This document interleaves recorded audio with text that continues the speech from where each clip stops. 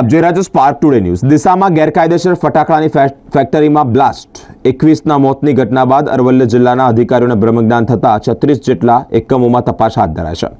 બનાસકાંઠાના દિશામાં ઠુવા રોડ પર આવેલી એક ગેરકાયદેસર ફટાકડાની ફેક્ટરીના ગોડાઉનમાં ભીષણ આગ લાગતા જ 21 શ્રમિકોના મૃત્યુ નિપજ્યા છે। આવી જ એક ઘટના વર્ષ 2023માં મોડાસા હિંમતનગર હાઈવે રોડ પર ફટાકડાની ફેક્ટરીમાં આગની ઘટના ઘટી હતી। 4 શ્રમિકોના મૃત્યુ નિપજ્યા બાદ થોડા મહિનાઓ બાદ શાપરાધના આરોપીએ ફરી ધંધો ધમધમાવ્યો હતો।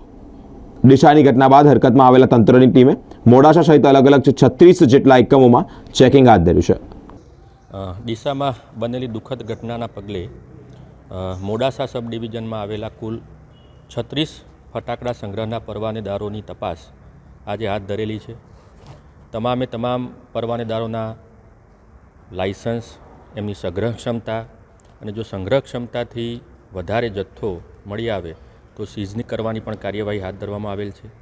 તમામ પત્રકાર મિત્રોની સાથે રાખી તપાસ હાથ ધરવાથી પારદર્શિતા જળવાશે અને મોડાસા સબ ડિવિઝનમાં આવી કોઈ ઘટના પુનરાવર્તિત ન થાય એ માટે તકેદારીના પગલાં રૂપે આજે વિઝિટ હાથ ધરવામાં આવેલી છે। સાહેબ, અત્યાર સુધી અંદર આ ઘટના બની ત્યારબાદ તંત્ર દ્વારા આ પ્રકારના પગલાં ભરવામાં આવ્યા છે, તો ખરેખર રેગ્યુલર રીતે ભરવામાં આવે છે કે પછી આવી ઘટના બની પછી જ આવા ભરવામાં આવે? પરવાનેદારોના જે પરવાના છે એ રેગ્યુલર સમયે આકસ્મિક તપાસણીથી ચેક કરવામાં આવે છે। જે પરવાના રિન્યૂ કરવાના બાકી હોય એમને નોટિસ પણ આપવામાં આવે છે। એમને સમય મર્યાદા આપી અને એ પરવાના રિન્યૂ થાય એ રીતના પ્રયત્નો પરવાનેદારો દ્વારા થાય અને આવી ઘટના આપણા ડિવિઝનમાં ના બને એ માટે પ્રયત્નશીલ છે।